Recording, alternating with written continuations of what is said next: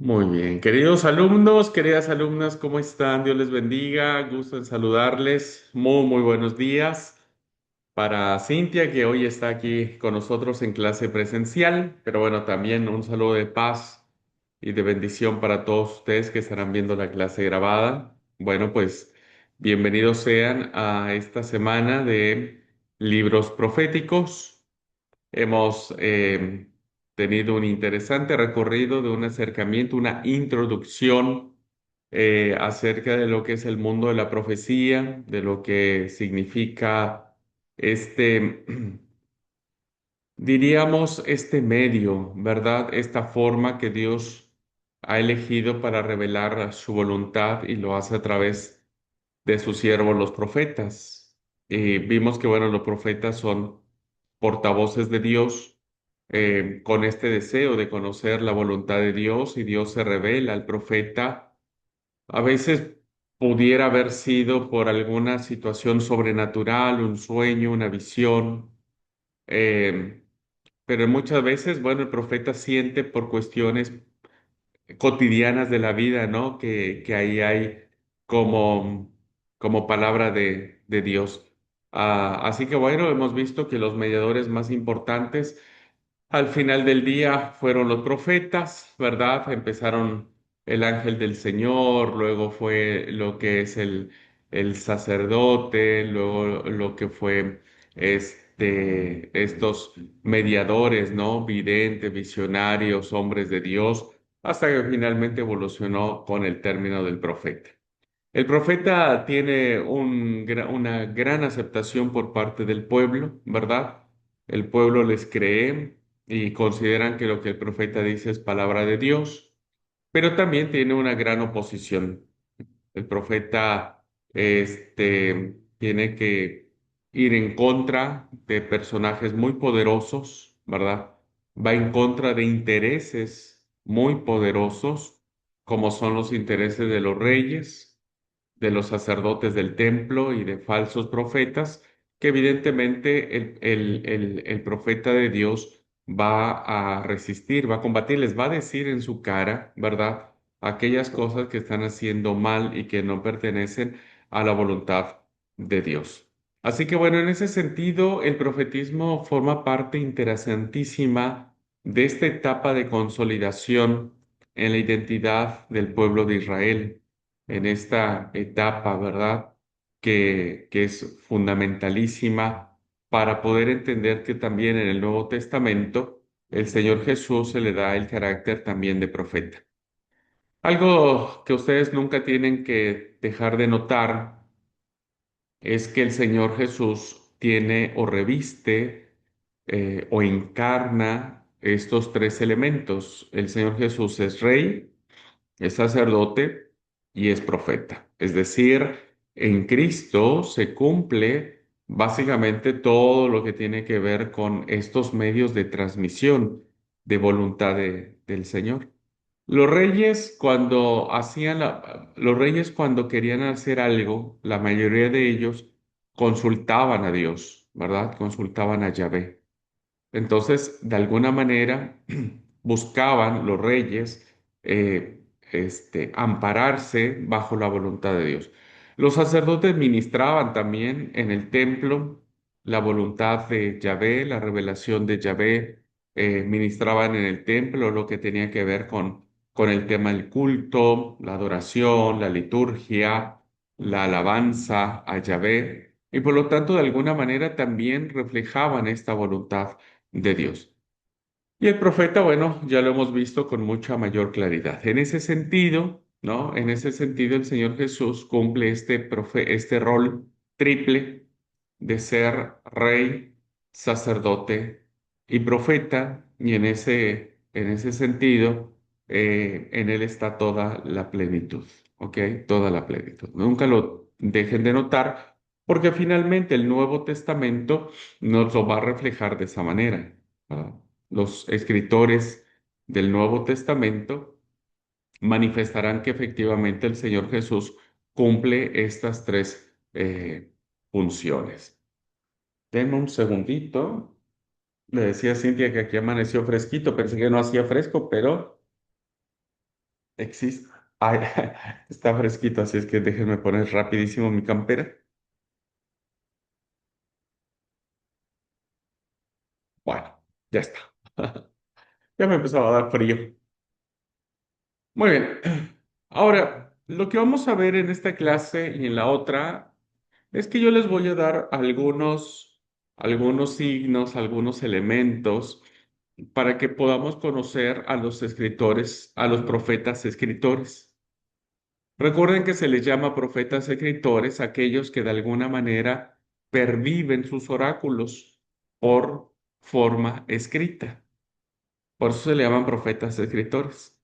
Y en ese sentido, pues lo importante es conocerlos un poco y recuerden que les había dicho que ustedes tienen que hacer este trabajo de investigación sobre estos profetas. Solo los profetas escritores y lo vamos a incluir a Elías y Eliseo, que aunque no fueron profetas escritores, ¿verdad? Porque ellos no dejaron ningún libro, no tenemos el libro del profeta Elías, no tenemos el libro del profeta Eliseo, pero fueron profetas muy importantes del reino del norte, que se le conocen como los profetas yavistas, que van a defender a ultranza, que van a defender con todas sus fuerzas lo que es el culto a Yahvé versus o contra era el culto a Baal, ¿verdad? Muy instalado, muy desarrollado por parte de los israelitas, o sea, el norte. Y bueno, vamos a ver también algunos otros profetas que desarrollan su labor, su vocación profética en el norte, pero quiero por favor que investiguen todo lo que son los profetas escritores, desde Isaías hasta Malaquías. Lamentaciones no, ¿verdad? Lamentaciones no, solo utilicen todos los demás escritores. Investiguen. Les había comentado que... eh, yo me olvidé, hermano, sinceramente me olvidé subir la consigna, pero son tres formas que tienen que hacer en forma de mapa mental o mapa conceptual. Tienen que hacerlo en ese formato de un mapa conceptual en el que tienen que establecer tres cosas. El profeta, vamos a elegir a un profeta, cualquiera que este sea, el profeta Nahum, por poner un ejemplo. Vamos a tratar de investigar todo lo que sepamos del profeta, ¿no? Todo lo que se pueda saber, si estuvo casado, no estuvo casado, tuvo hijos, en qué año vivió, dónde profetizó, eh, no sé, todo lo que tengamos como información personal del profeta, ¿verdad? En un apartadito, en ese mapa conceptual. Lo segundo que vamos a ver es en qué época profetizó, cuáles los oráculos más importantes que ese profeta dio, cuál fue el contexto histórico, en qué momento el profeta vivió, ¿verdad? Que le hizo pronunciar esos oráculos, ¿no? Es un contexto preexílico, exílico, posexílico. em, ¿A qué nación profetizó? ¿Contra qué nación profetizó? ¿Contra qué rey, verdad? El profeta le dijo tal o cual cosa. Bueno, eso también a manera de resumen van a escribirlo en el segundo bloque de su mapa conceptual.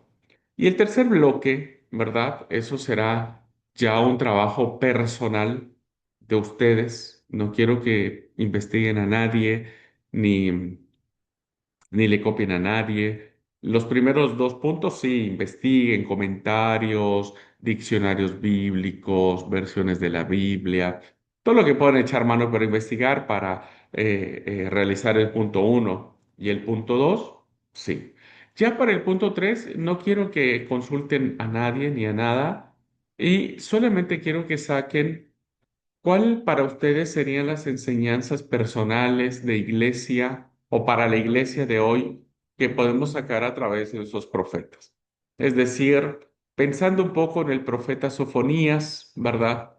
¿Qué piensan ustedes que les puede decir a su vida espiritual, a su vida personal o a la iglesia donde ustedes congregan, ¿no es cierto? O a nivel nacional también puede ser. ¿Qué piensan? ¿Qué valores éticos, qué valores morales, qué enseñanzas espirituales ustedes pueden sacar de este acercamiento con cada uno de los profetas? Así que eso será en el tercer bloque de su mapa conceptual. Y estos tres elementos los replicarán en todos los profetas. No quiero tampoco, hermanos, que hagan 20.000 páginas ni que transcriban todo. Traten de ser concretos, resumidos. No necesito que tengan que leer todo el libro del profeta Ezequiel porque van a morir. Pero si ustedes investigan algunos comentarios, bueno, ahí ustedes van a encontrar las enseñanzas y eso quiero que ustedes transcriban, ¿ok?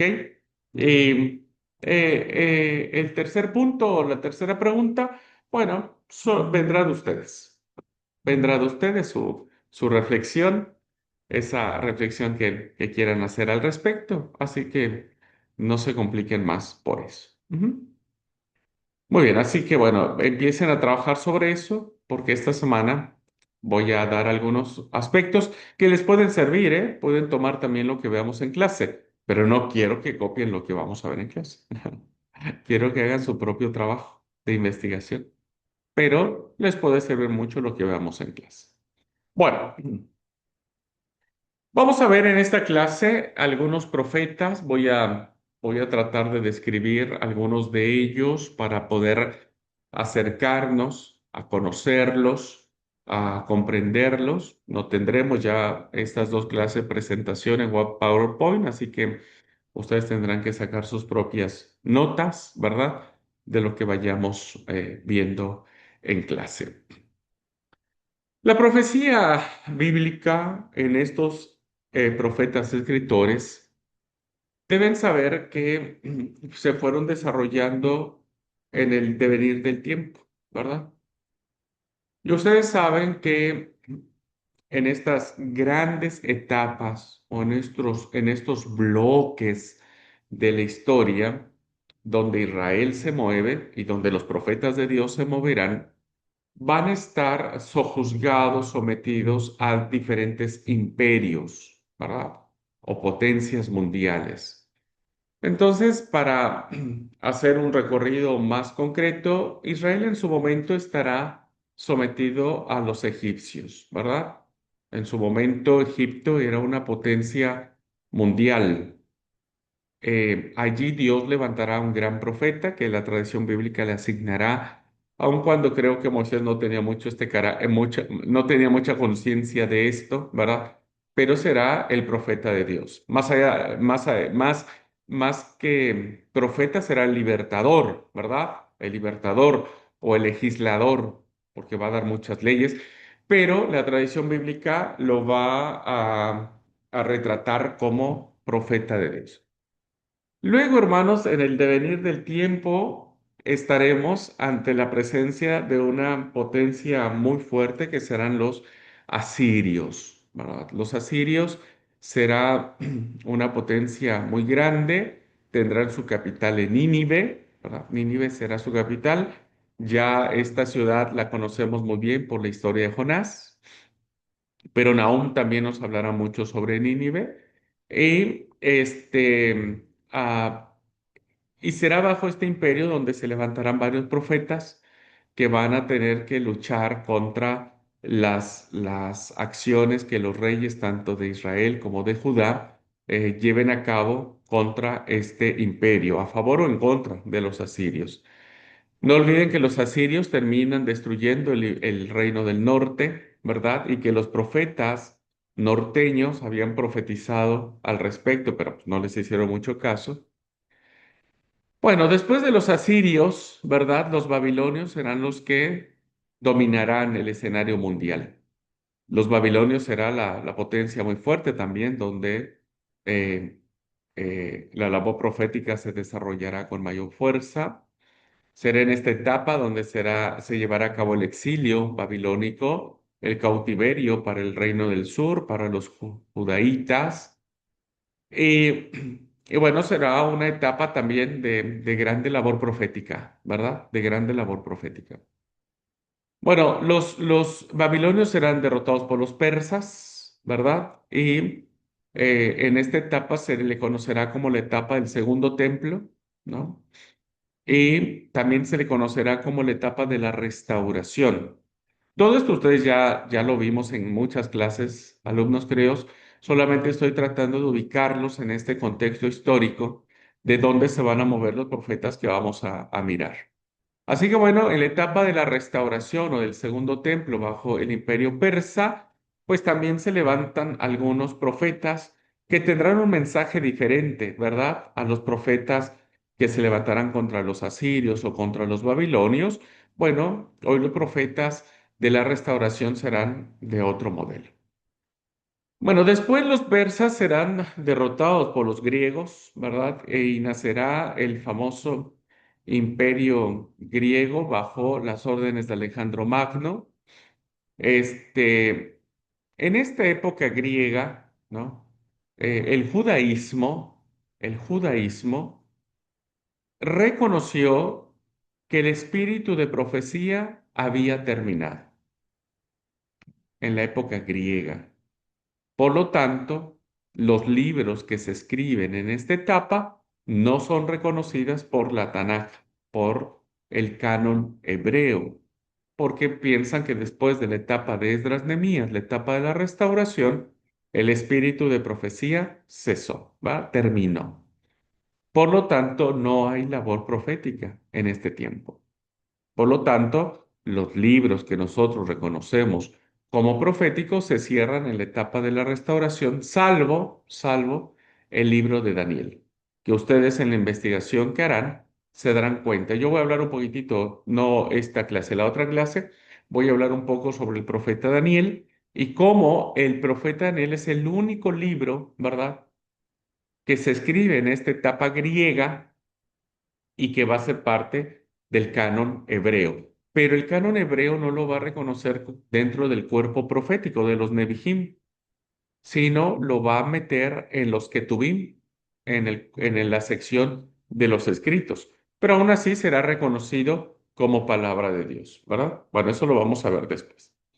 Y ya después, en la época romana, ¿verdad? Bajo la dominación romana, bueno, ahí sigue el movimiento profético con algunos personajes interesantes como Juan el Bautista, el mismo Señor Jesús, las hijas de Felipe, Agabo, etcétera. Algunos personajes, ¿verdad? Que el Nuevo Testamento nos regalará como profetas o profetizas.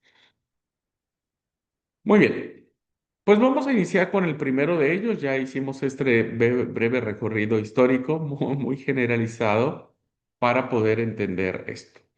Al primero que vamos a acercarnos, a hablar un poquitito sobre él, es el profeta Amós. El profeta Amós. Bueno, ¿qué sabemos del profeta como persona, verdad? Como persona, ¿qué sabemos de él? Pocos datos se reconocen dentro de los estudiosos bíblicos, pocos datos tenemos sobre Amós, ¿no? Biográficamente hablando. No sabemos, por ejemplo, en qué año nació, tampoco sabemos el año en que el profeta murió, cuántos años de vida tuvo, si fue muy joven, si murió muy anciano, no lo sabemos. Solo conocemos por los propios datos que aparecen en su libro su lugar de origen, donde él se desarrolló, ¿no es cierto? Su lugar de origen y la profesión que éste tenía. Son como los dos datos más seguros que tenemos. Y el lugar de origen sabemos por la misma información que tenemos en el libro que nació en un pueblito llamado Tecoa, que era una ciudad muy pequeña, según los estudiosos, una ciudad muy importante, pequeña, pero muy importante, que se situaba, estaba construida unos 17 kilómetros al sur de Jerusalén, ¿verdad? Al sur de Jerusalén. Por consiguiente, el profeta Amós, aunque fue enviado a predicar al reino del norte, Recuerden que estamos hablando del reino dividido. Norte, Israel. Sur, Judá, ¿verdad? Eso ya también lo sabemos perfectamente bien. Entonces, aunque el profeta Amós era sureño, había nacido en la región de Judá, él fue enviado por parte de Dios a predicar al reino del norte. Así que bueno, eso sabemos por parte de dónde nació el profeta Amós.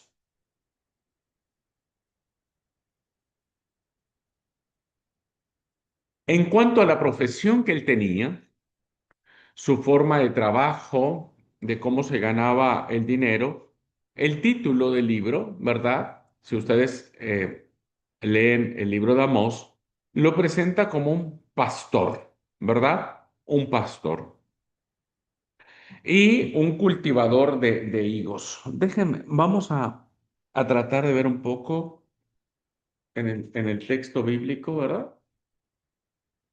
Busquen, por ejemplo, por favor, el libro del profeta Amós. Y el libro del profeta Amós inicia en el capítulo 1 diciendo, palabra de Amós, que fue uno de los pastores de Tecoa. ¿No? Y entonces ahí tenemos los dos datos que estamos considerando. Pero también, ¿verdad? También en el capítulo 7 versículo 14 lo va a presentar como eh, boyero, ¿verdad? Es decir, como un tipo vaquero, ¿no? Que arreaba el ganado en esa posición del caballo, ¿verdad? Era un profeta que le gustaba montar a caballo, pero también era un cultivador de higos silvestres, ¿no? De higos eh, silvestres. En ese sentido, bueno, sabemos cuál era la profesión que tenía Amos. Bueno, conociendo un poco más sobre esto, ¿no es cierto? Al profeta Amós,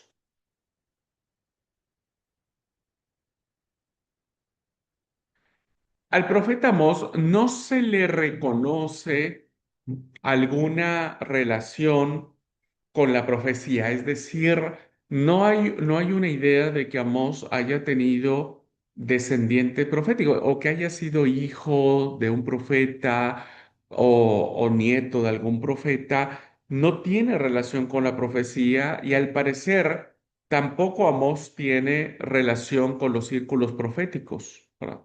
Recuerden que en esas épocas había como escuelas de profetas, como comunidades de personas, de hombres que se reunían para profetizar. Así que no encontramos en el texto que Amós haya tenido este contacto. Por lo tanto, lo que sí sabemos es que Dios de alguna manera lo manda a profetizar contra el reino del norte. Eh, La forma que nosotros sabemos de cómo Dios envía a Amós a profetizar al norte lo encontramos en el capítulo 3, versículo 8, ¿verdad? Capítulo 3, versículo 8. Y este versículo encierra la gravedad del llamado, encierra que el profeta cuando recibe el llamado no lo toma como diciendo, mira, te invito a que vayas unas vacaciones a Cancún, ¿no? Como si alguien dijera, el Señor me envía a profetizar a Cancún o a Dubái o a Francia, ¿no? Y uno es el chocho de la vida por profetizar. No crean que cuando el Señor envía a Amós a profetizar, él dice, wow, el Señor me manda a la mejor región.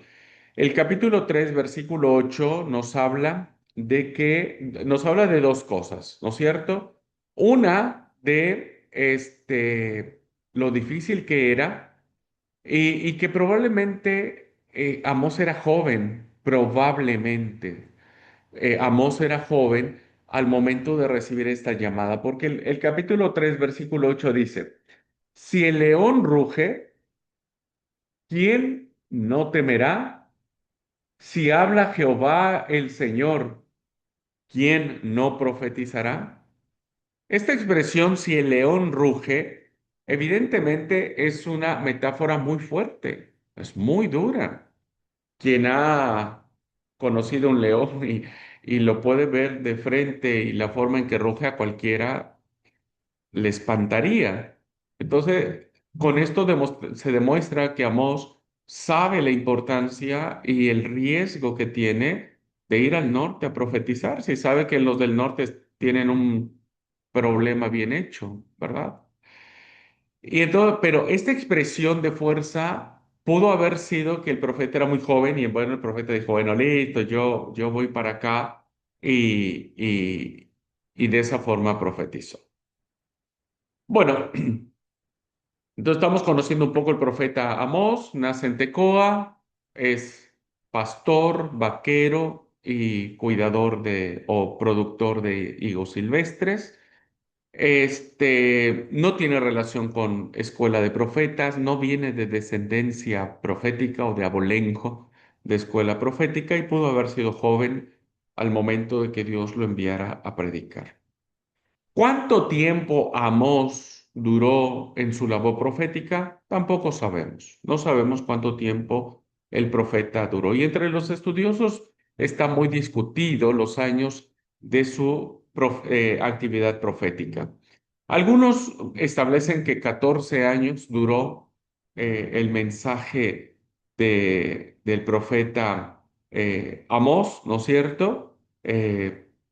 Piensan algunos que pudo haber sido menos, otros que pudo haber sido más, pero bueno, entre 10 y 15 años, los estudiosos establecen que es el tiempo en que el profeta estuvo pronunciando oráculos en el reino del norte. Vean, hermanos, cómo cuando uno analiza un poco, se pone a pensar uno el tiempo que los profetas tienen para compartir sus oráculos, bueno, nos damos cuenta que fue, fue tiempo considerable, ¿verdad?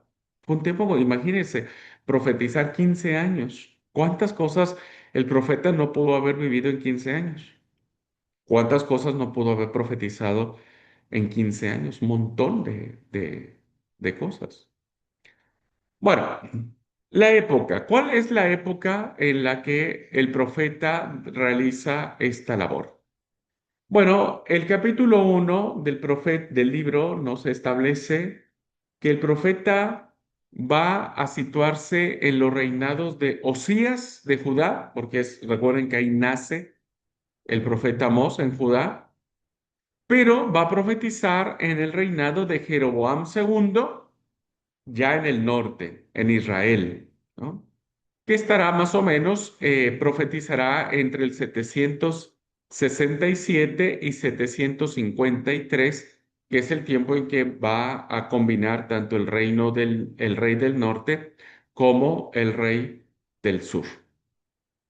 Un dato que al parecer da mucho valor al libro del profeta es la referencia histórica que nos da el capítulo 1, versículo 2, ¿verdad? Este, que dice, capítulo 1, perdón, versículo 1. Las palabras de Amós, que fue uno de los pastores de Tecoa, que profetizó acerca de Israel en días de Usías, rey de Judá, en días de Jeroboam, hijo de Joás, rey de Israel, 2 años antes del terremoto, ¿verdad? El tema es que no sabemos qué año fue ese terremoto. Vean ustedes que los terremotos ya eran muy comunes desde la antigüedad, ¿no? Desde la antigüedad. Y bueno. Ahora, después de muchos años de que el reino del norte está en una decadencia moral y espiritual y profundamente religiosa, las circunstancias que se mueven en el ámbito internacional eh, permitieron al reino del norte una prosperidad económica incalculable, ¿verdad? O sea, por un lado, menguaban en su riqueza espiritual, religiosa, pero económicamente el reino del norte fue muy próspero, ¿verdad?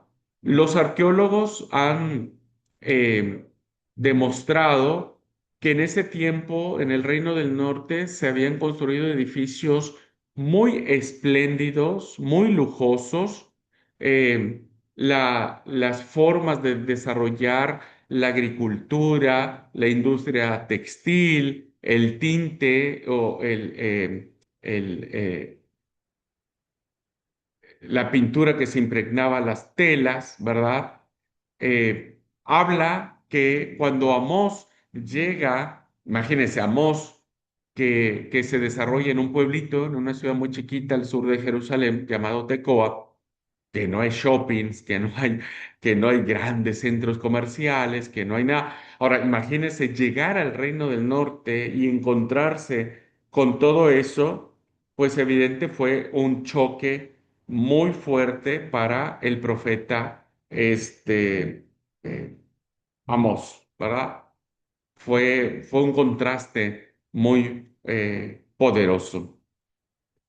Bueno, como pasa en todas las sociedades, así como había una descomposición, o había una prosperidad económica muy fuerte, pues también había una profunda descomposición social. Había una profunda eh, pobreza social.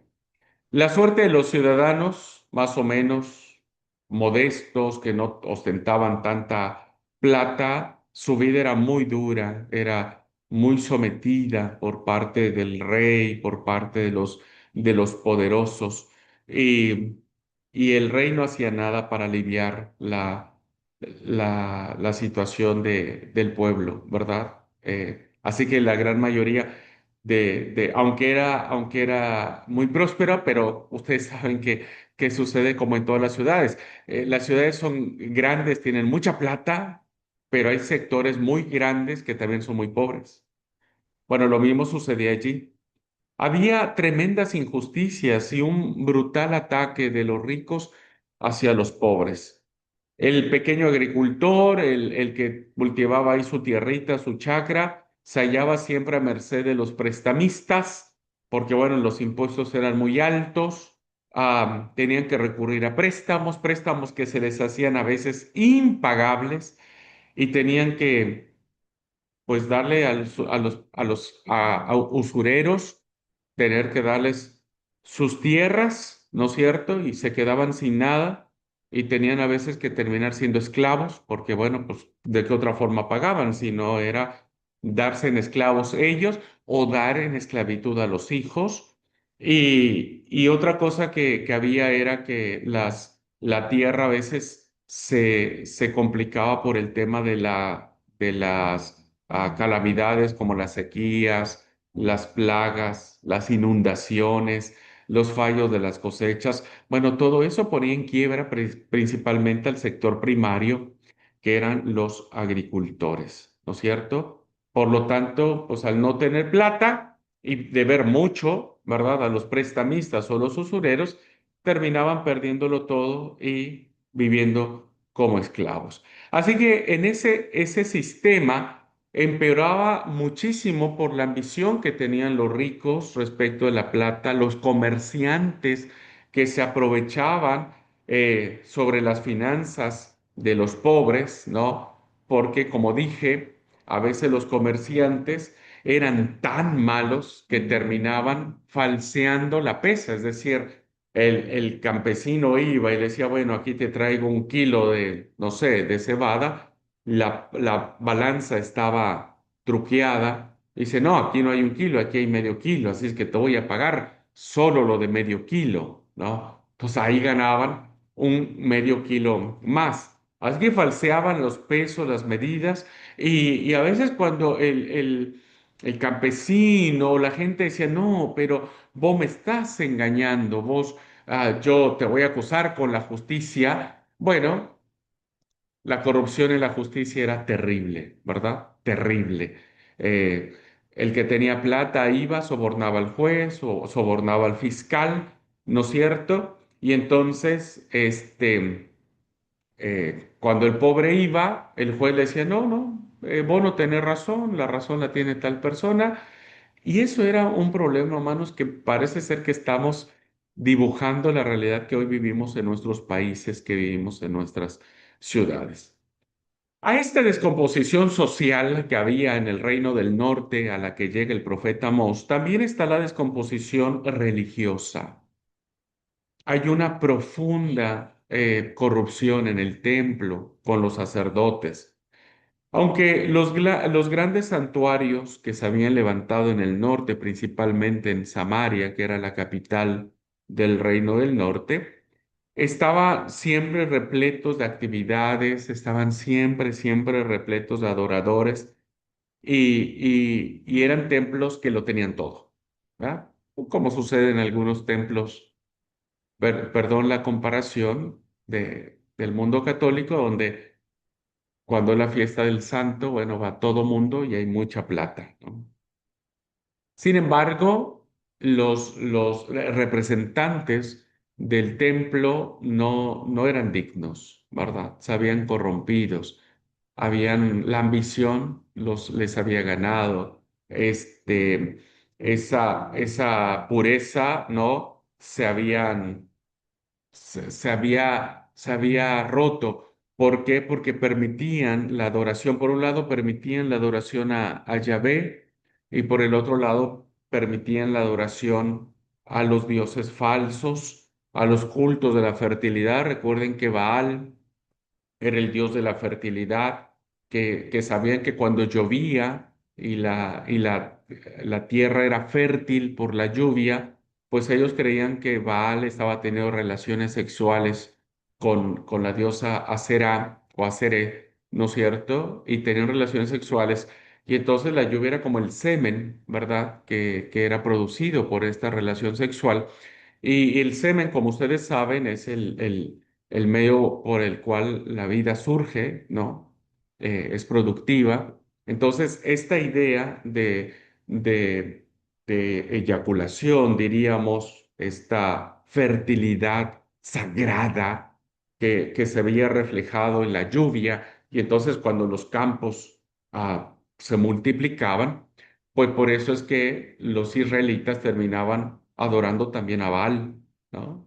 Y reconocían que gracias a esa fecundidad, la tierra de ellos era próspera y los sacerdotes del templo lo consentían. Entonces, eso había evidentemente una... ¿Quién podía confiar en los sacerdotes de Dios? Aunado a la prostitución sagrada, ¿verdad? Que eso también era otra cosa. Los prostitutos, porque había prostitutos hombres y prostitutas mujeres que podían tener relaciones sexuales, orgías que se armaban en eso, ¿no? Y esto evidentemente, por un lado, lo hacían a veces en los templos que se dedicaban al Señor, por otro lado, lo hacían en otros lados, pero no había nadie que los confrontara ni nadie que los hiciera, ¿no? Así que bueno, hay una gran descomposición social en este sentido. Eh, y bueno, es allí donde llega el profeta Amós. Eh, el profeta Amós llega con un mensaje de castigo. Pues al ver todo eso, hermanos, a cualquiera se le pararían los pelos, ¿verdad? A cualquiera diría, no puede ser que estemos viviendo estas situaciones. Vean ustedes cómo, en principio, el libro de Amós ya inicia con algo terrible, que es un terremoto. El hecho de que el profeta Amós inicie haciendo referencia sobre un terremoto, ustedes saben lo que es un terremoto. La verdad que, bueno, aquí en Argentina no tiembla, no sé si en Ecuador tiemble, pero en México tiembla muchísimo y sabemos en los países donde hay terremotos las catástrofes que esto tiene. En el capítulo 2 versículo 13 habrá otra expresión que diga, pues he aquí, yo os apretaré en vuestro lugar como se aprieta el carro lleno de gavillas, ¿no? En otras palabras, el profeta dice, os aplastaré contra el suelo como un carro cargado de gavillas. Vean el mensaje fuerte y poderoso que da el profeta Amós. En el capítulo 5, versículo 17, dirá el profeta, y en todas las viñas, perdón, habrá llanto, porque pasaré en medio de ti, dice Jehová. Habrá llanto en todos los huertos cuando pase por medio de ti, llanto, quebranto, dolor, ¿no? Y en el capítulo 8, versículo 3, nos dice lo siguiente, y los cantores del templo gemirán aquel día, dice Jehová del Señor, muchos serán los cuerpos muertos, en todo lugar los echarán fuera en silencio. ¿Qué está diciendo el profeta acá? Está diciendo cuántos cadáveres arrojados por todas partes. Evidentemente el profeta está dando una clara alusión de lo que significaba este tema, ¿verdad?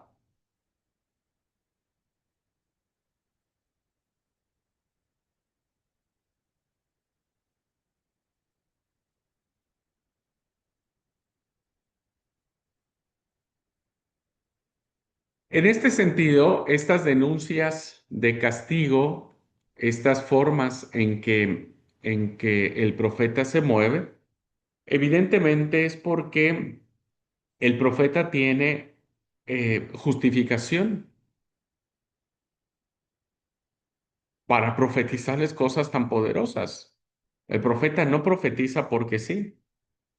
No solo se limita a anunciar el castigo, le va a explicar a la gente por qué les ha dicho esto, ¿no? ¿Por qué esta sentencia tan poderosa y tan cruel? Y entonces hay cuatro cosas que le señala puntualmente el profeta Amós. El lujo, el lujo desmedido, la ambición desmedida, la injusticia social, el rico oprimiendo al pobre, el falso culto a Dios, porque por un lado piensan estar adorando a Dios y por el otro lado están adorando a Baal, y la falsa seguridad religiosa, decir, mira, no nos pasa nada, nos va re bien, podemos adorar a Yahvé y también podemos adorar a Baal, y mira, nos está yendo súper, súper bien esa falsa seguridad, ¿no es cierto? Así que bueno. Respecto de los lujos, ¿verdad? Vean lo que dice el capítulo 6, versículos 4 y versículo 6. Dice, bueno, voy a leerlo en esta versión. Usted puede leerlo. Yo tengo otra versión. Tengo Reina Valera, pero déjenme leer acá. Dice, os acostáis en lechos de marfil, arrellenados en divanes, coméis carneros del rebaño y terneras del establo. Bebéis vino en copas, os ungís con perfumes caros, exquisitos, y no os doléis del desastre de José, ¿verdad? Es decir, vos comés todo, tenés copas de cristal, el mejor vino, la mejor comida, haces banquetes, mientras el pueblo perece de hambre, ¿verdad? Esta ambición. Entonces el profeta les dice, ustedes duermen en camas de marfil, imagínense, era la plata que tenían, ¿no? Mientras la gran mayoría de las personas dormía en el suelo. El otro elemento era la injusticia, ¿verdad? La injusticia. Y dice el capítulo,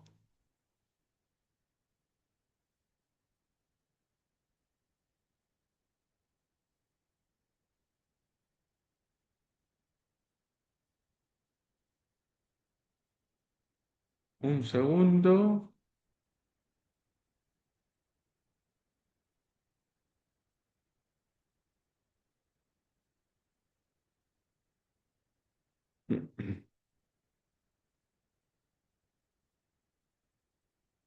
yo estoy tratando de encontrar el...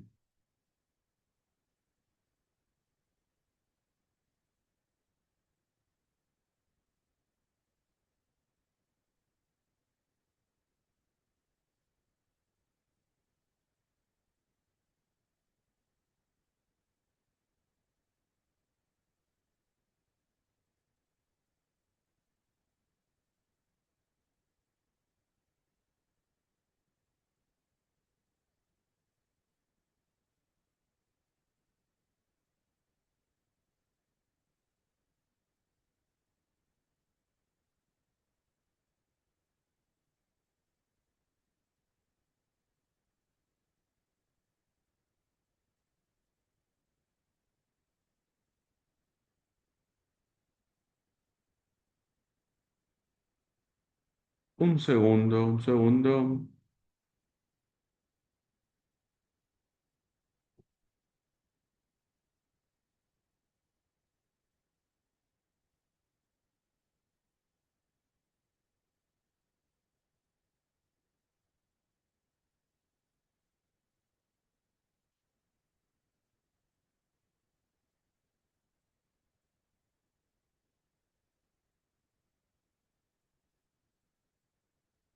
Dice, está en el capítulo 8,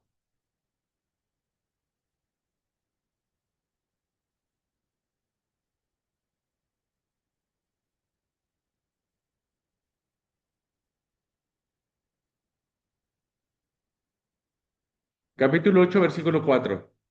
Dice, oíd esto, los que explotáis a los menesterosos, los que explotáis a los menesterosos y arruináis a los pobres de la tierra diciendo, ¿cuánto pasará el mes y venderemos el trigo? Y la semana y abriremos los graneros del pan y achicaremos la medida y subiremos el precio y falsearemos con engaño la balanza para comprar los pobres por dinero, comprar los pobres, fíjense, ¿qué valía un pobre? Nada. Comprar los pobres por dinero y los necesitados por un par de zapatos. Y venderemos los desechos del trigo.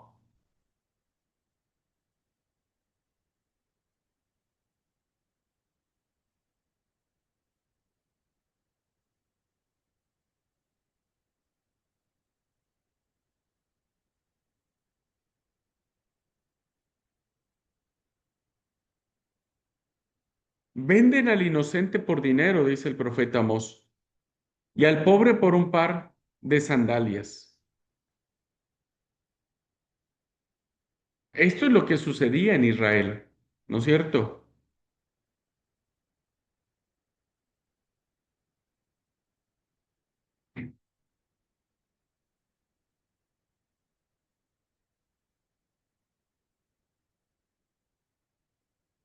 En el capítulo 3, versículo 15 dice,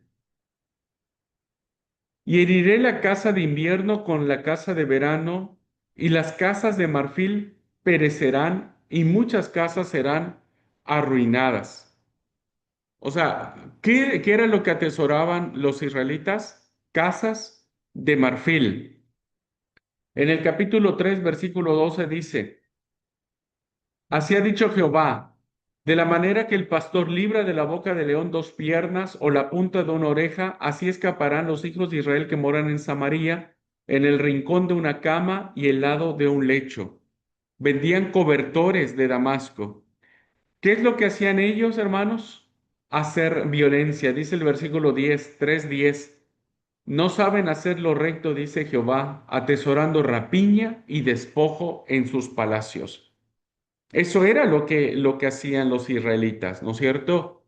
Oprimían al inocente, lo vendían por un par de hojotas, de sandalias, de zapatos, revolcaban en el polvo al desvalido, al indigente no le hacían caso. Era impresionante, hermanos, lo que hacía el pueblo de Israel, y es por eso que el profeta les anuncia sus injusticias. El tercero tiene que ver con el culto, ¿verdad? A pesar de todo, los habitantes del reino piensan que esta situación de desigualdad social, de esta opresión que están haciendo con el pueblo, de esta injusticia que están haciendo, Yahvé les da la razón, ¿verdad? Como que no hay ningún problema, no tiene ningún cargo de conciencia.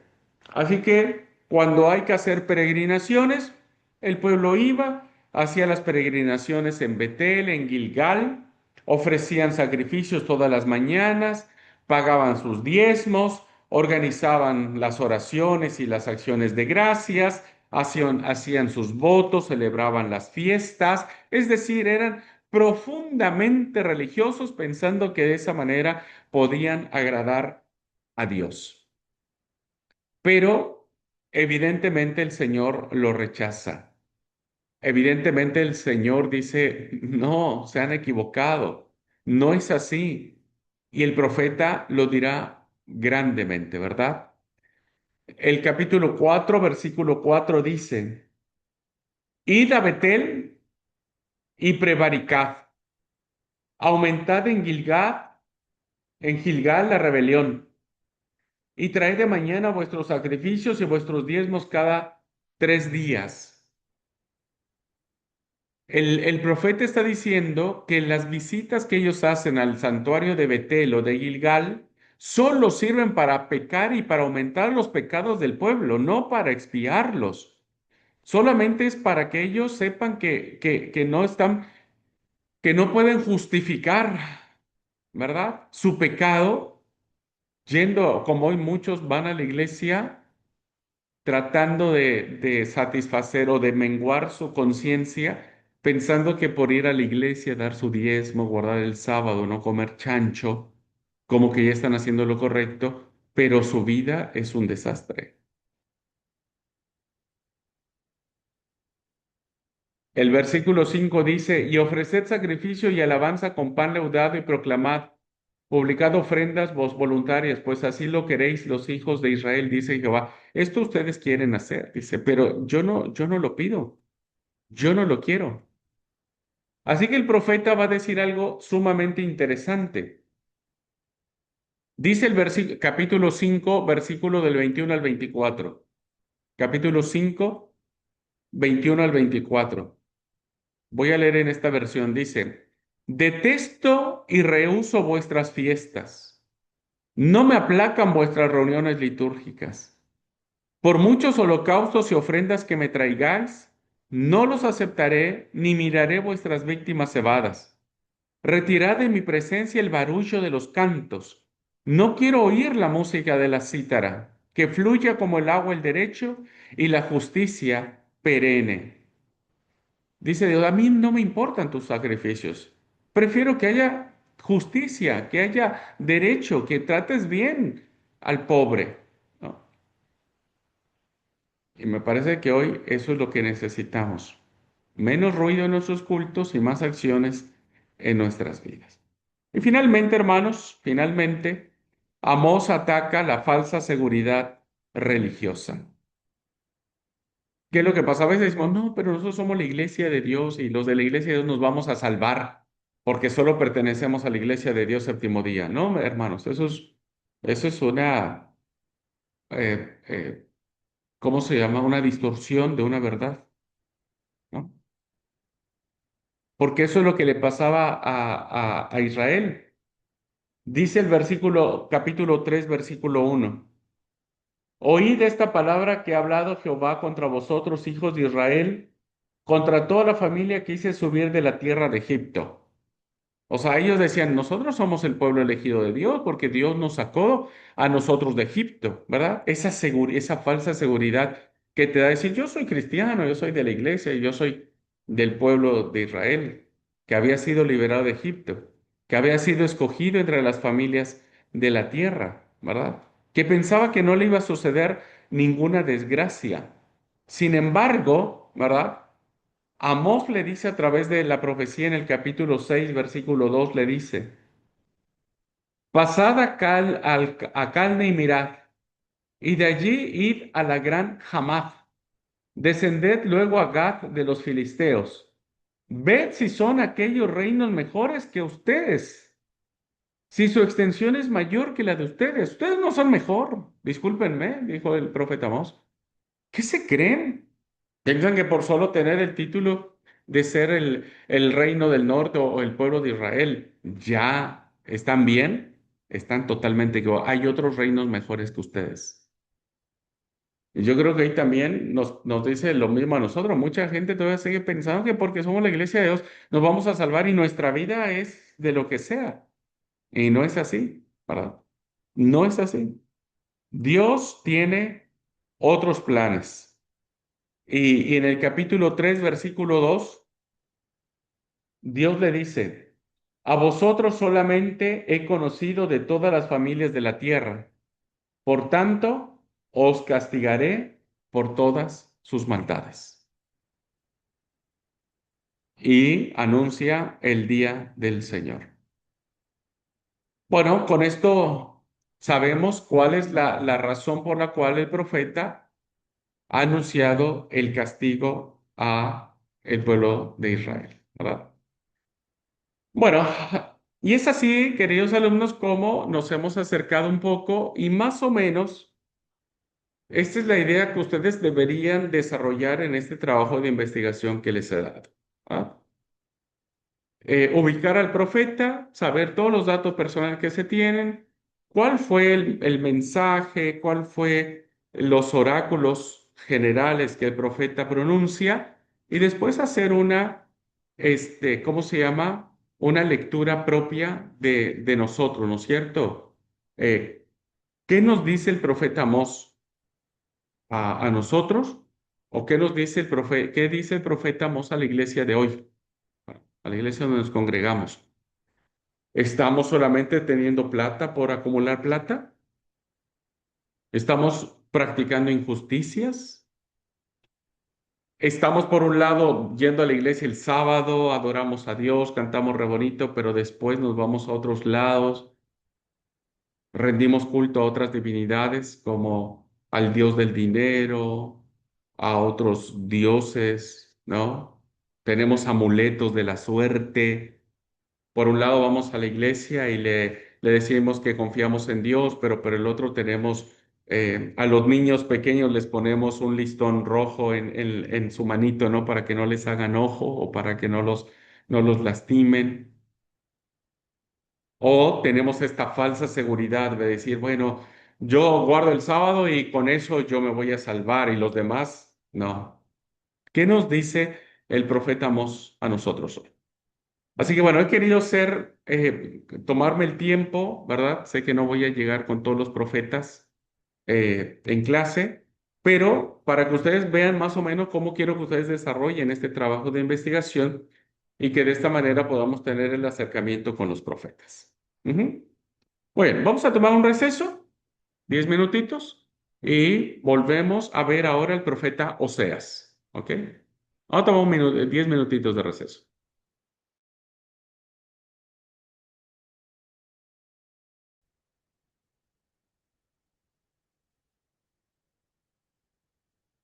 Bien, vamos a retomar ahora, vamos a ver al profeta Oseas.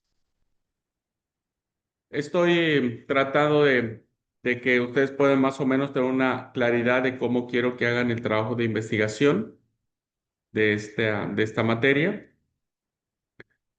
Bueno, para poder entender la profecía o el libro del profeta Oseas, es necesario tener en cuenta lo que es el culto a Baal.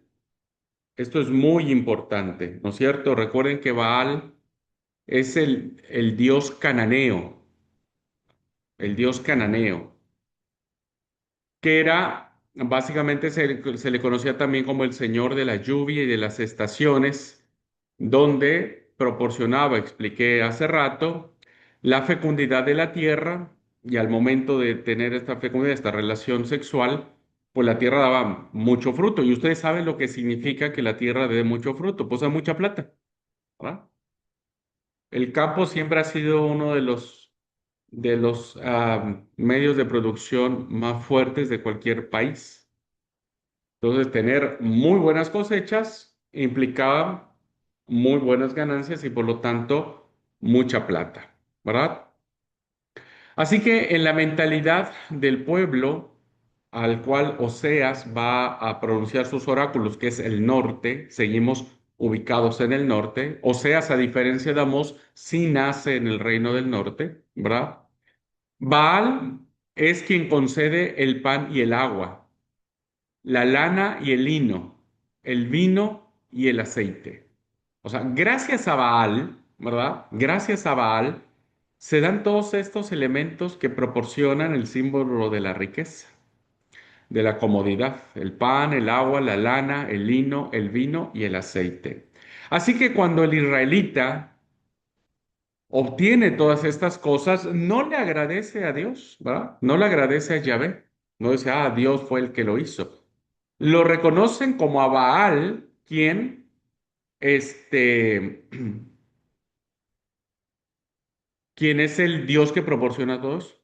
Ahora, cuando la cosa anda mal, cuando hay sequía, cuando no hay buenas cosechas, cuando todo está muy quieto, el pueblo de Israel, en vez de acudir a Yahvé o a Dios, ¿verdad? Terminan acudiendo a Baal e invocan a Baal, y dicen, Baal, necesitamos que nos ayuden. Vean esta terrible idolatría que el pueblo de Israel tenía. En cualquier otro país, esto no hubiera pasado nada, o sea, no se hubiera visto como un problema. ¿Por qué? Porque las divinidades en otras culturas, en otros países, terminaban siempre siendo intolerantes, ¿verdad? Perdón, tolerantes, o sea, aguantaban cualquier cosa. Sin embargo, el Dios que va a predicar Oseas, ¿no es cierto? Es un Dios que no permite que compartir su gloria, que no permite compartir su alabanza, su adoración con ninguna otra divinidad, ¿verdad? Con ninguna otra divinidad. Entonces, debemos de tener presente que Oseas va a atacar profundamente, directamente, frontalmente, el culto a Baal. Bueno, antes de eso, porque además es un libro maravillosísimo del profeta Oseas, vamos a conocer un poco acerca de él. Bueno, como en otros casos, como en muchos otros casos que tenemos, que ustedes se van a dar cuenta al momento de su investigación de los profetas, eh, no sabemos mucho sobre él, ¿verdad? No sabemos mucho sobre él. No sabemos el año en que nació, igual tampoco como el de Amós no sabemos el año en que muere. Tampoco sabemos el lugar de su nacimiento. Con Amós sabíamos que fue en Tecoa, pero en Oseas no sabemos dónde nació, ¿verdad? Tampoco sabemos su profesión, a qué se dedicaba. Amós era pastor, vaquero y cuidador de higo silvestre. Oseas no sabemos. El libro solo nos va a informar el nombre del profeta, el nombre del papá del profeta, que se llama Eri, y de un personaje importantísimo en la vida del profeta, que es su esposa, llamada Gomer. De esta relación con Gomer le nacerán tres hijos, dos niños y una niña. Y vendrán a ser nombres simbólicos. El primero, Jezrael, significa Dios siembra. El segundo, Loroama, significa incompadecida, incompadecida. Y el tercero, Loamí, que significa no pueblo mío. ¿Ah? Estos tres nombres eran simbólicos porque demostrarán la relación que Dios tendrá con el pueblo y reflejarán la condición que el pueblo está teniendo delante de Dios. Bueno, este matrimonio, como sabemos, no es un matrimonio convencional.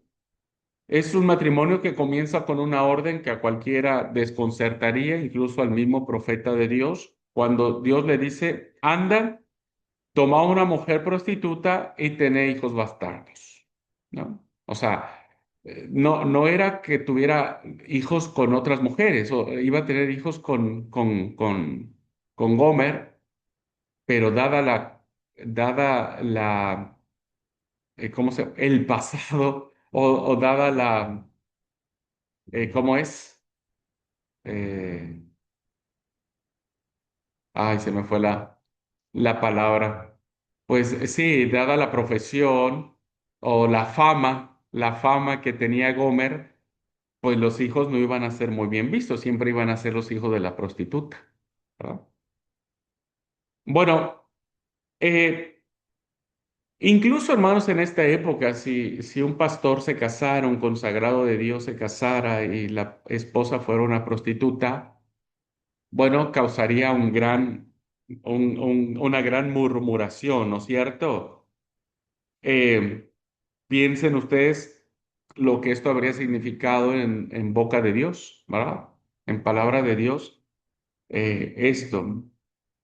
El problema de la historia, hermanos, es que no solamente Oseas tiene que aguantarse la burla o la murmuración del pueblo y de su familia por casarse con una prostituta, sino que después la esposa le va a engañar con otro, ¿no? O sea, qué terrible. Aparte que el profeta Oseas, que era un hombre de Dios, voy a poner entre comillas un hombre de bien, no voy a juzgar a la mujer solo por su profesión, bajo ninguna circunstancia, pero supongamos que Oseas es el hombre de bien. Bueno, esta mujer que había sido redimida por el profeta de Dios termina engañándolo, ¿no es cierto? Y en ese sentido encontramos esta idea de que Oseas recibe el encargo de casarse con una prostituta, tener hijos con ella, ¿no? Y de esa forma, bueno, demostrar la infidelidad, ¿no? La infidelidad. Esta actividad del profeta Amós se desarrolla siempre en el reino del norte. Él va a profetizar a los israelitas. Probablemente el lugar donde él anuncia sus oráculos es en la ciudad de Samaria, en los templos de Betel, en los templos de Gilgal. Bueno, como aunque no sabemos dónde nació, sabemos que si su actividad profética fue en el norte, pudo haber nacido también allí, en el reino del norte. ¿Cuál es el mensaje? No tenemos muchos otros datos de Oseas, así que hasta ahí vamos a quedar. ¿Cuál es el mensaje que tiene el profeta Oseas? El profeta Oseas, al igual que el profeta Amós, recuerden que van a profetizar al mismo reino, que tiene las mismas circunstancias, pues evidentemente los oráculos de Oseas serán muy parecidos a los oráculos del profeta Amós y van a coincidir mucho con eso. En primer lugar, al igual que Amós, Oseas va a denunciar, por favor, busquen el libro del profeta Oseas. Vamos a buscar al libro del profeta Oseas. Y en el capítulo 4, versículo 1 y 2, Oseas va a denunciar las injusticias y la corrupción que existe en el reino del norte. Dice 4, 1 y 2, oíd palabra de Jehová, hijos de Israel, porque Jehová contiende con los moradores de la tierra, porque no hay verdad, ni misericordia, ni conocimiento de Dios en la tierra. Perjurar, mentir, matar, hurtar, adulterar prevalecen. Homicidio tras homicidio se sucede. En esta versión que tengo dice, escuchad la palabra del Señor, hijos de Israel. El Señor pone pleito a los habitantes del país, que no hay verdad ni lealtad ni conocimiento de Dios en el país, sino juramento y mentira, asesinato y robo, adulterio y libertinaje, homicidio tras homicidio. Evidentemente el profeta denuncia fuertemente. Recuerden, nunca olviden, hermanos, queridos alumnos, cuando ustedes les pregunten sobre los profetas, ustedes, ¿qué piensan de los profetas? No tienen que olvidar nunca que los profetas tienen dos funciones. Uno, denuncian el pecado del pueblo, lo denuncian con todas sus fuerzas y les dicen claramente en la cara al rey y a quien sea lo que están haciendo, denuncian el pecado del pueblo, pero también van a anunciar salvación de Dios, ¿verdad? También van a anunciar salvación de Dios. Bueno, entonces aquí el profeta está denunciando la injusticia y la corrupción que hay. También va a coincidir con Amós en la crítica al culto y a los sacerdotes, ¿verdad? Cómo estos son superficiales y son falsos, los sacerdotes del templo. Capítulo 5, versículo 6 dice, 5, 6. Voy a leer yo en esta versión, ¿verdad? Para que. Con ovejas y vacas irán en busca del Señor. Sin encontrarlo, pues se han apartado de ellos, hablando de los sacerdotes, ¿verdad? Le está hablando a los sacerdotes. Capítulo 6 del 4 al 6 dice, ¿qué haré de ti, Efraín? ¿Qué haré de ti, Judá? Vuestra lealtad es nube mañanera, rocío que se evapora al alba, porque no quiero lealtad, no quiero sacrificios, conocimiento de Dios, no holocaustos. Es un texto que todos sabemos. Porque misericordia quiero y no sacrificios. Eso tiene que ver mucho con los sacerdotes del templo que pensaban que por hacer los sacrificios, hoy pensaríamos que solo por ir a orar al templo, que nuestras oraciones son largas, Dios se agrada con nosotros cuando estamos cometiendo injusticias, ¿verdad? Cuando no estamos obrando conforme a la voluntad de Dios. Y en el capítulo 8, versículos 11 y versículo 13, dice, Efraín multiplicó sus altares para expiar el pecado y sus altares le sirvieron para pecar. Aunque inmolen víctimas en mi honor y coman la carne, al Señor no le agrada. O sea, hay una fuerte crítica, hermanos, ¿no? Y me parece que hoy en muchas religiones, en estos nuevos movimientos religiosos, necesitan escuchar esta denuncia del profeta Amós, ¿verdad? Porque se enriquecen a ellos mismos, con sus jornadas, con sus estadios llenos, con sus tours que tienen, ¿no? Y que la gente paga mucha plata para ir a verlos, para ir a escucharlos. No, hermanos, no crean que por mucha alabanza y muy bonito y muy todo, estamos agradando a Dios. No quiero holocaustos, no quiero sacrificios, quiero misericordia, quiero justicia, quiero juicio. Eso es lo que Dios quiere. Bueno, hay un aspecto nuevo, ¿verdad? En el libro del profeta Oseas. Cuando nosotros vimos al profeta Amós, el profeta se enfrenta solo a un sumo sacerdote en Betel, Amasías. O sea, el pleito de Amós es solamente con un sacerdote que se llama Amasías. En el caso del profeta Oseas, no se va a enfrentar a uno, se va a enfrentar a muchos, a un grupo de profetas. Y el profeta Amós no le va a tener miedo, no importa, dicen, sea uno, sean muchos, yo igual les digo palabra del Señor. Capítulo 4, versículos 4 al 8, dice Oseas, capítulo 4 del 4 al 8. Dice, aunque nadie acuse, nadie reprenda, contigo va mi pleito, sacerdote, contigo va mi pleito. Tropezarás de día y contigo tropezará el profeta de noche. Perecerá tu patria, perecerá mi pueblo por falta de conocimiento. Porque tú has rehusado el conocimiento, yo te rehusaré mi sacerdocio. Te olvidaste de la ley de tu Dios, también yo me olvidaré de tus hijos. Cuanto más son, más pecan contra mí, cambiaré su dignidad en ignominia. Se alimentan del pecado de mi pueblo y con sus culpas matan el hambre.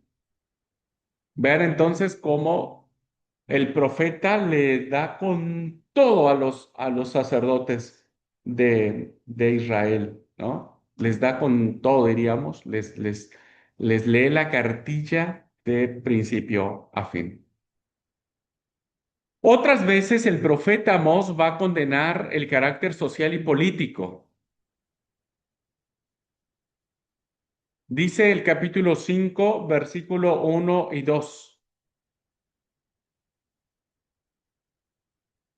Como bandidos al acecho, se confabulan los sacerdotes, asesinan camino de Siquem, perpetran villanías.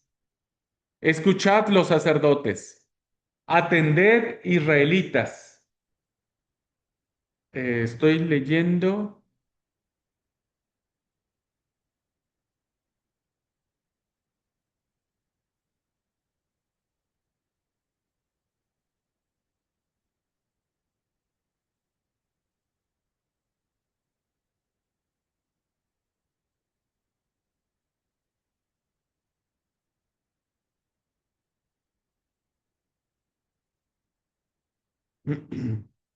Perdóneme, estaba leyendo equivocado. Es capítulo 6, versículo 9, primero.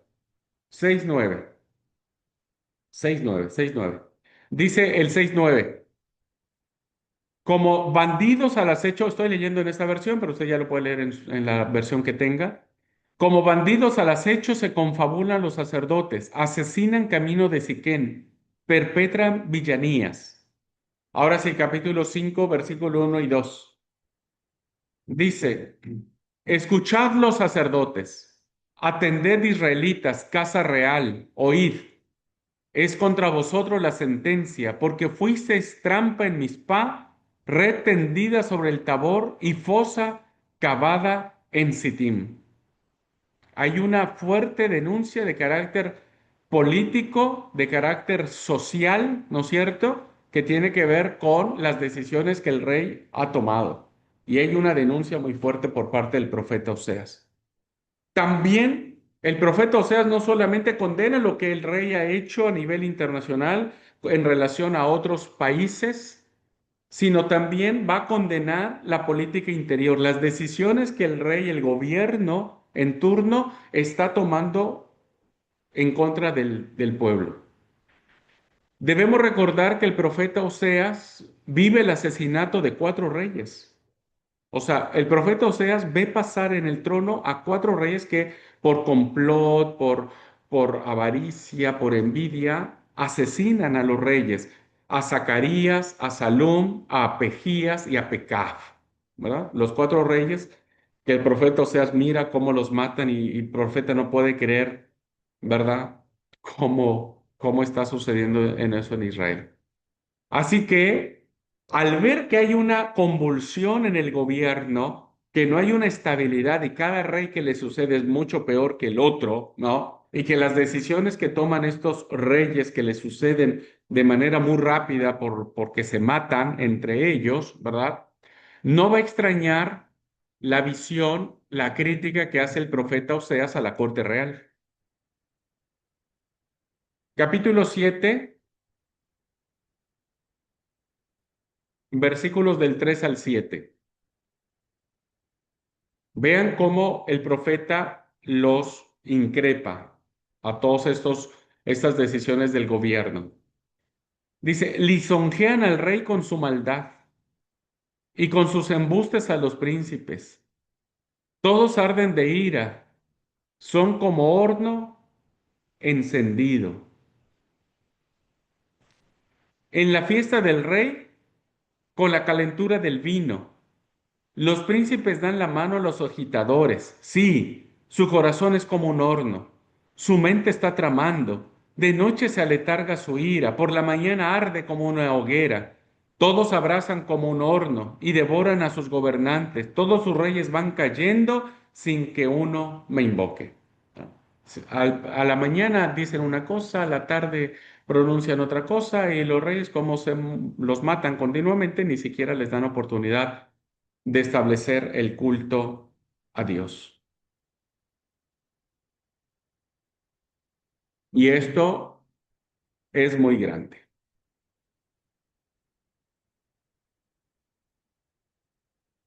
Y otra cosa que el profeta va a denunciar es que este, cuando Israel está en una guerra, ¿verdad? Cuando Israel está en una guerra, en vez de acudir a Dios a través del profeta y que Dios les diga lo que tienen que hacer, que ese fue el grave problema de todos los reyes, ¿eh?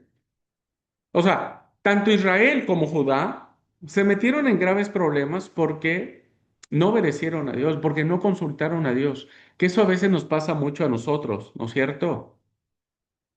Nosotros a veces terminamos consultando, yendo, buscando a mil y un personas, tratamos de arreglar las cosas por nosotros mismos, ¿no?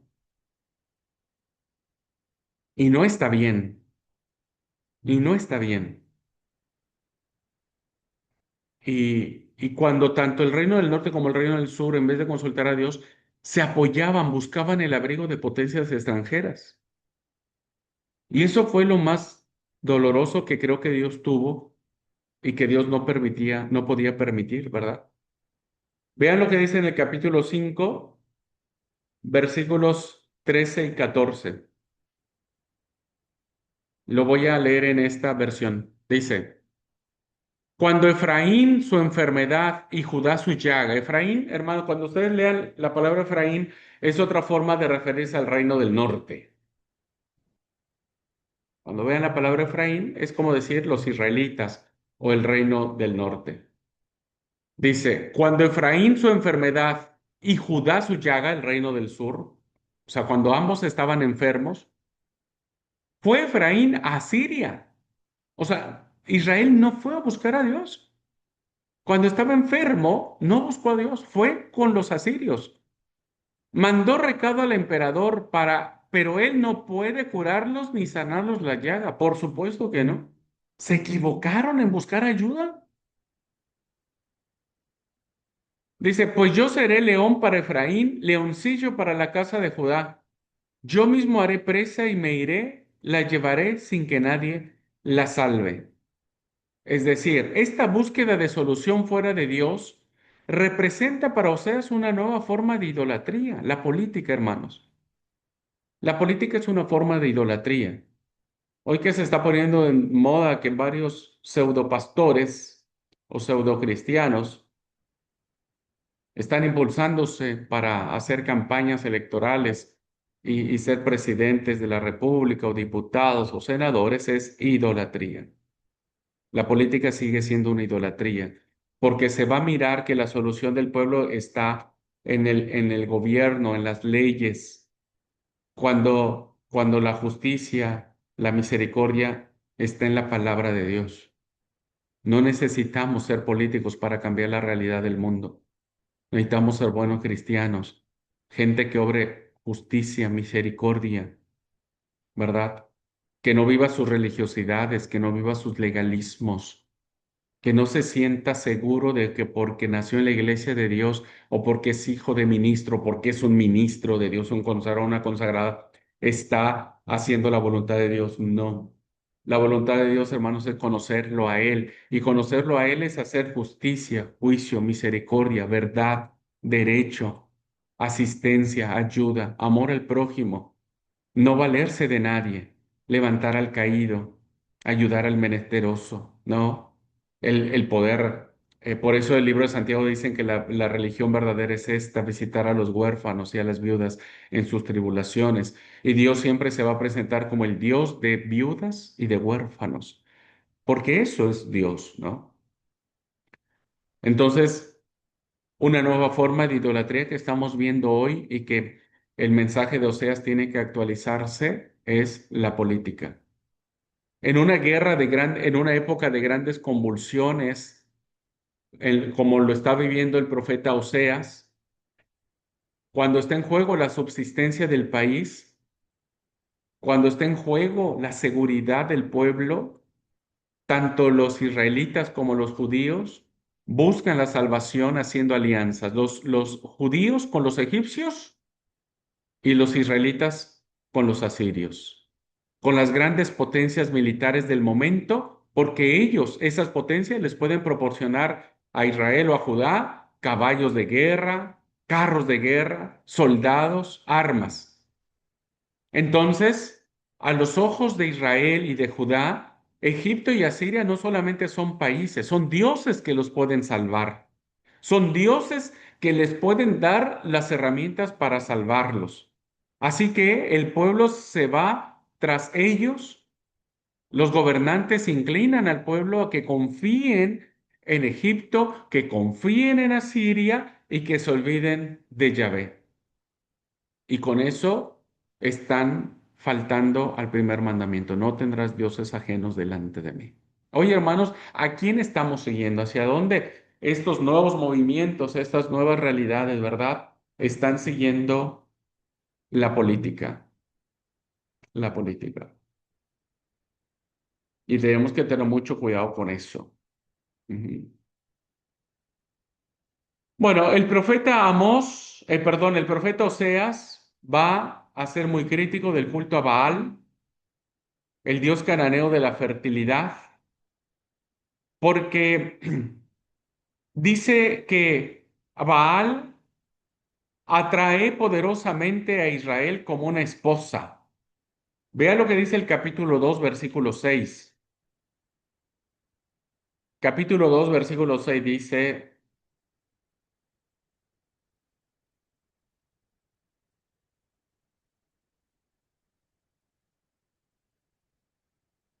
versículo 7, perdón.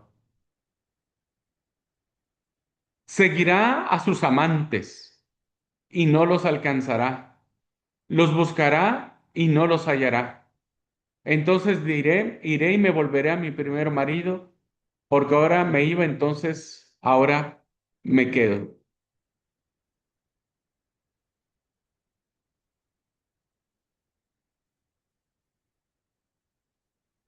Perdón, era el capítulo 2, versículo 5, perdóneme, el 5. Pero igual, sigue del 6 y el 7 es lo mismo, pero donde quería ver era el 5. Dice, porque su madre se prostituyó, la que los dio a luz se deshonró, porque dijo, iré tras mis amantes. Recuerden que aquí es una forma simbólica, cuando Sea se casa con la prostituta. ¿Quién era el amante de Israel? Y Baal, ¿verdad? Me iré tras mis amantes. Porque esos amantes, dice, no es Yahvé, no, son mis amantes los que me dan pan, dan mi agua, mi lana, mi lino, mi aceite, mi bebida. Entonces, vean cómo hay esto. Por eso, hermanos, toda la obsesión, todo el deseo, la obsesión de Dios será apartarle de la boca a los nombres de los Baales, que no invoquen más sus nombres. Dios no quiere que Israel ni siquiera los pronuncie. Ve el capítulo 2, versículo 19, lo que dice. Y te desposaré conmigo para siempre. Te desposaré conmigo en justicia, juicio, benignidad y misericordia. Y te desposaré conmigo en fidelidad y conocerás a Jehová. Es decir, yo no quiero que vos hables más sobre eso. Lo más importante es justicia, juicio, benignidad, misericordia, fidelidad, que me conozcas a mí. Sin embargo, hermanos, los israelitas nunca le hicieron caso a él, al profeta, ¿verdad? Y hay un enorme atractivo sobre los cultos a Baal y principalmente con lo que tiene que ver con la prostitución sagrada. No le hicieron caso a Dios. Dios quiere que sean, que tengan justicia, juicio, benignidad, etcétera, etcétera. ¿Cómo le respondió el pueblo a Dios? Capítulo 4, versículo 13. Voy a leer en la versión que tengo. 4, 13. Sacrifican en la cumbre de los montes y queman ofrendas en las colinas, debajo de encinas y álamos y terebintos de agradable sombra. Y así se prostituyen vuestras hijas y adulteran vuestras nueras. Capítulo 9, versículo 1 y 2. Dice, no te alegres, Israel, no te regocijes como los paganos, porque te has prostituido abandonando a tu Dios. Vendiste tu amor en todas las eras de trigo. Así que, ¿qué es lo que está diciendo el profeta Oseas? Que el culto a Baal supone la transgresión del primer mandamiento, ya que Dios no va a permitir ningún rival. No tendrás dioses ajenos delante de mí. Eso rezaba el mandamiento. Así que este mandamiento supone al mismo tiempo la confesión implícita que Yahvé no es Señor de la naturaleza, que no puede ayudar y salvar a las personas. Eso es lo que estaban diciendo los israelitas. Dios no puede. Entonces, como Dios no puede, hay que buscar a Baal en el tema religioso. En el ámbito político hay que buscar a Egipto o a Siria. Así que la verdad es que es muy fuerte la crítica que hace el profeta Oseas a lo que está sucediendo en el pueblo, ¿no es cierto? Y esto evidentemente trae consigo la denuncia del profeta Oseas a este tema. Y es así entonces, queridos alumnos, vemos claramente cómo estos oráculos del profeta Oseas también hoy en día podemos hacer un recuento de esto, ¿verdad? Hoy vemos horrorizados cómo muchos en nombre de la religión, en nombre de Dios, están haciendo de mucha plata, de mucha fortuna y mucha gente lo sigue, mucha. Muchos de nuestros miembros de iglesia son fanáticos de estos predicadores, ¿verdad? Los siguen en las redes sociales, escuchan todos sus sermones, pagan plata para ir a verlos. Como hoy vemos muchas religiones donde los profetas o los pastores tienen como la última palabra. Tengo unos vecinos que ellos no sé qué, ni qué denominación son, pero lo que dice el profeta es sagradísimo. O sea, lo que el profeta les dice, ellos tienen que hacerlo, pero con los ojos cerrados, con los ojos cerrados. Y hacen una manipulación del texto bíblico impresionante. Hoy vemos potencias que usan el nombre de Dios como Estados Unidos, donde muchos pastores van y oran por el presidente para justificar el asesinato a otros países, ¿no? Dios nunca justificará el asesinato ni de los norteamericanos, ni de los iraníes, ni de los israelitas, ni de los, ¿cómo se llama?, del Medio Oriente. Dios nunca va a justificar eso. Y aunque Israel se llama Israel, Dios jamás va a justificar la matanza que este pueblo está haciendo en el Líbano, en Hamas, en muchas otras partes. Por supuesto que no. Por mucho que se llama en Israel, ¿verdad? Hoy en día estamos viviendo una sociedad, queridos alumnos, con una decadencia moral, religiosa impresionante, con esta laxitud que a veces los miembros de nuestra iglesia estamos teniendo, ¿no?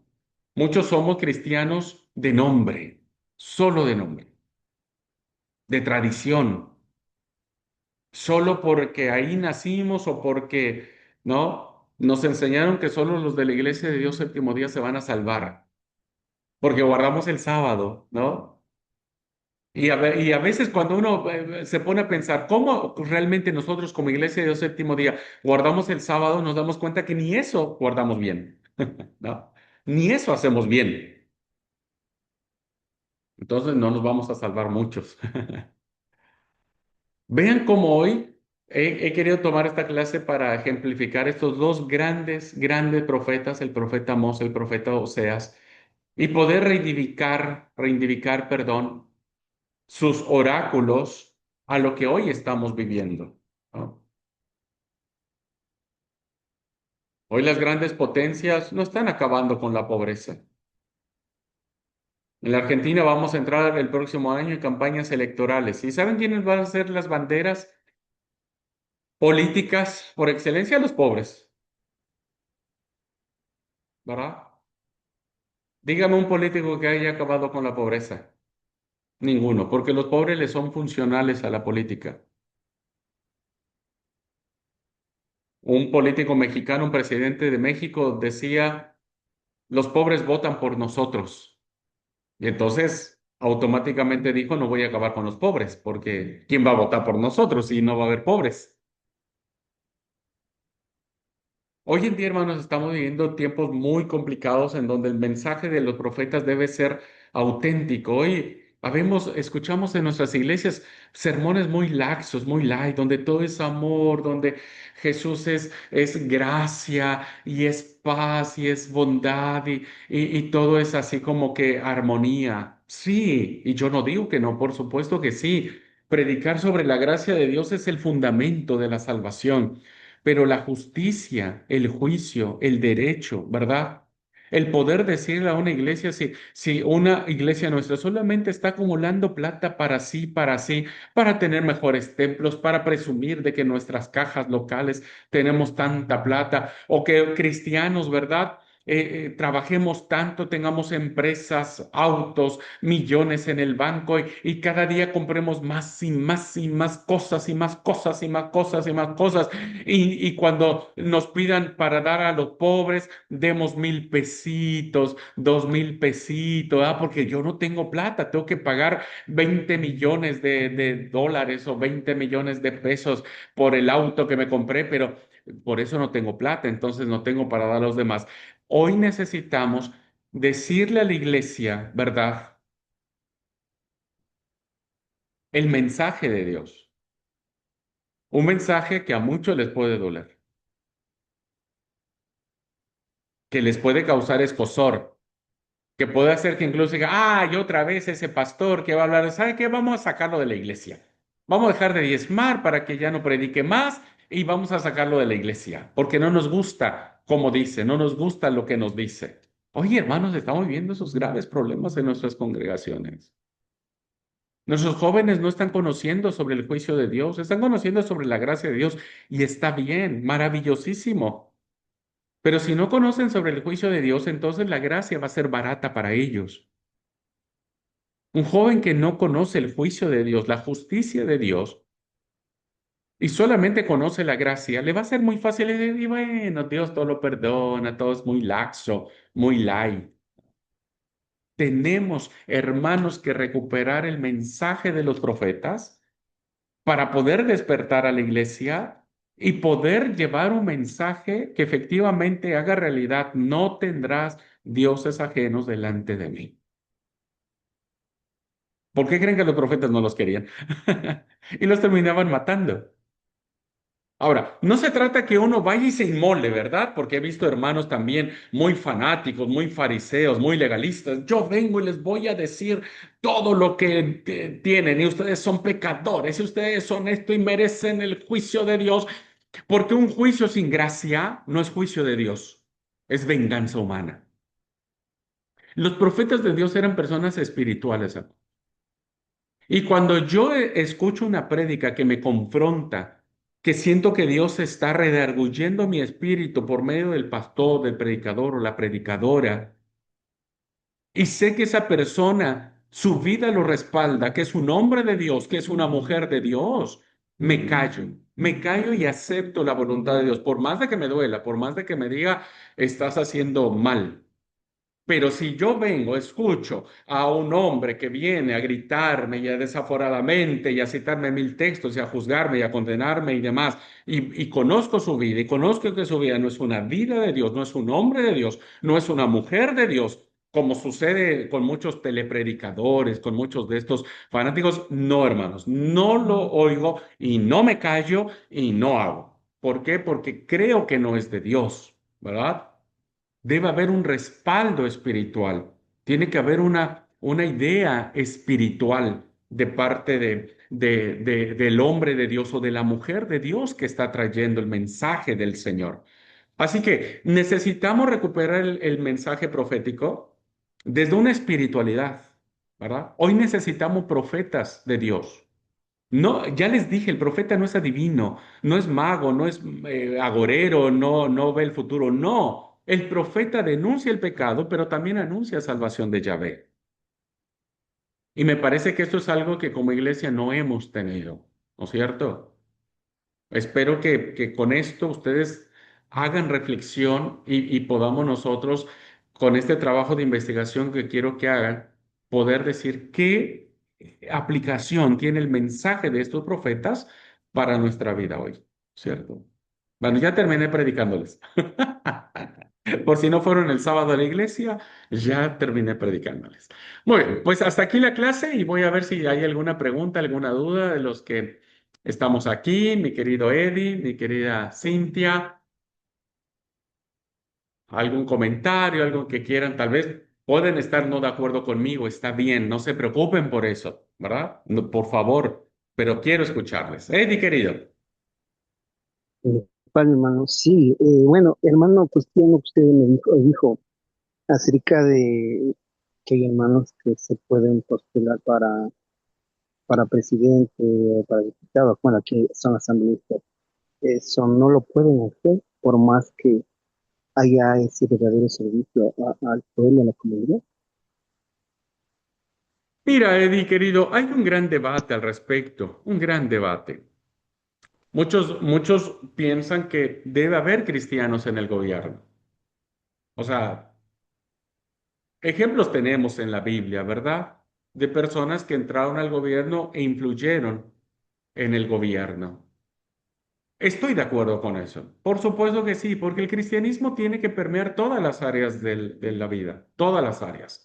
En la política, en la sociedad, en las artes, en las ciencias, ¿no? O sea, el cristianismo no es un fanatismo religioso que debe vivirse puertas adentro. El problema, Eddie querido, es que hasta ahorita todos los que han querido hacer eso, pues no les ha salido bien. O sea, no ha habido un cristiano que haya mantenido su integridad, porque la política es una corriente muy fuerte, muy fuerte. Y en ese sentido, ¿no es cierto? Muchos de estos buenos hombres o mujeres, no digo todos, no voy a generalizar, porque generalizar es malo, pero la mayoría de estos finalmente en sus resultados terminan acomodándose al poder, terminan olvidándose de esto. Entonces, yo creo que si hay alguien que va a entrar allá, debe tener profundas convicciones. Pero yo te digo algo, Eddie querido, si yo tuviera el deseo de cambiar el mundo, ahora yo que por lo que sé, por lo que conozco, antes no, antes te puedo asegurar que yo hubiera querido incursionar en la política, porque con mi profesión yo podía hacer eso. Y pues dije, bueno, a mí me gustaría ser diputado, senador, presidente. Yo soñaba con ser ministro de la Suprema Corte de Justicia de la Nación. Pero hoy, por lo que conozco, por lo que sé, no lo haría, porque tal vez me acomodaría al sistema y tal vez pecaría más no haciéndolo que haciéndolo. Hoy pienso que hoy tengo otro espacio, ¿no? Donde podamos hacer esos cambios. Así que hasta que haya alguien que lo pueda demostrar, fíjate, Brasil es uno de los ejemplos. En Brasil hay un montón de políticos religiosos, un montón de políticos religiosos, evangélicos. Bolsonaro era uno de ellos. Te voy a recomendar la serie Netflix. Creo que no sé si se la recomendé o no, pero véanla para que ustedes vean el alcance de lo que yo estoy diciendo. Vean una serie Netflix, porque creo que solo está en Netflix. No sé si tienen Netflix, pero si no, busquen a alguien, digan, che, ¿quién tiene Netflix? Que quiero ver un documental. Se llama Apocalipsis en los trópicos. Así se llama. Apocalipsis en los trópicos, que refleja la realidad evangélica en Brasil, en Brasil. Y vean ustedes, hermanos, cómo este ambiente evangélico religioso ha llevado al fanatismo como ustedes no tienen idea. Entonces, no sé, Eddie, si tu pregunta fue si podríamos los cristianos acceder a ese tipo de puestos. ¿Pudo haber sido esa tu pregunta, hermano? Sí, sí, mi hermano, realmente sí que es difícil porque hoy en día, bueno, tiene que ver la política. Y mientras la gente está ahí, Eddie, no querido, quiere, casi no te escucho, amigo mío. ahí sí, Ahí está, claro. sí. Sí, mi hermano, sí, realmente sí es difícil porque, bueno, tengo amigos, yo anteriormente seguía, los primeros años estaba siguiendo para ser abogado. Y hoy en día tengo amigos que ven, tengo una amiga que está en esto de la política y realmente de lo que yo le conocí a lo que es ahora realmente ha cambiado mucho.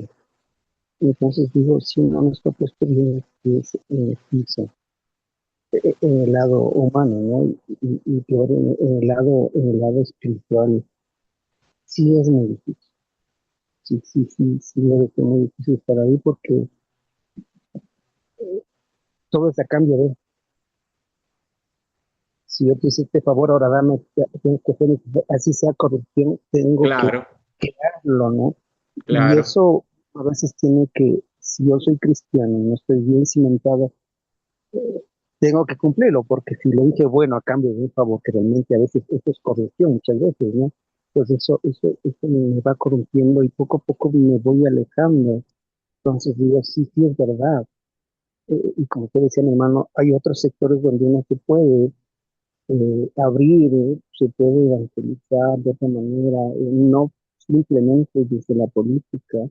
En el mundo que yo ando, lo que es el servicio de transporte escolar institucional, muchos padres saben que soy cristiano, yo pongo en las mañanas una radio música cristiana a los chicos, a los profesores, entonces yo creo que por ahí uno se va dando a conocer. Claro está que, bueno, el sermón de hace 15 días decía que me tocó mirar, decimos que nosotros tenemos que ser ese puente de bendición para muchos del mundo. ¿Cómo? Con nuestro testimonio. Porque a veces no es necesario predicar y solo basta con el hecho de cómo uno es, ellos ya saben. Entonces, sí, mi hermano, comparto con usted, pero habrá muchas personas que quieran estar en este punto. O sea, yo también anteriormente decía, yo quiero estar, servir a mi país o servir desde el punto del servicio a la comunidad, ¿no? Uno se va dando cuenta y dice, no, o sea, debe ser muy difícil, mucha tentación. Si uno no está bien cimentado, uno pasa a ser parte de, como lo sucedió, tener dioses con D pequeño, ¿sí? Entonces, sí, mi hermano, muy bueno, uno va aprendiendo cada día, ¿no? Muchas gracias, Eddie, querido, gracias. Creo que al menos yo puedo decirlo, es una cuestión mía, no me hagan mucho caso, pero al menos yo puedo decirles que finalmente la política no es la salvación, ¿no? No, no es allí. Hay otras formas que uno puede ser. Así que bueno, gracias, amigo querido. Bueno, pues terminamos entonces aquí la clase, hermano. Nos vemos mañana, Dios mediante. Y hoy a la tarde subiré las consignas para que me empiecen a hacer este trabajo de investigación. ¿Tá? Cuídense mucho, Dios los bendiga. Lindo día para todos. Paz. Paz, mi hermano. Bendiciones, mi Chao. hermano.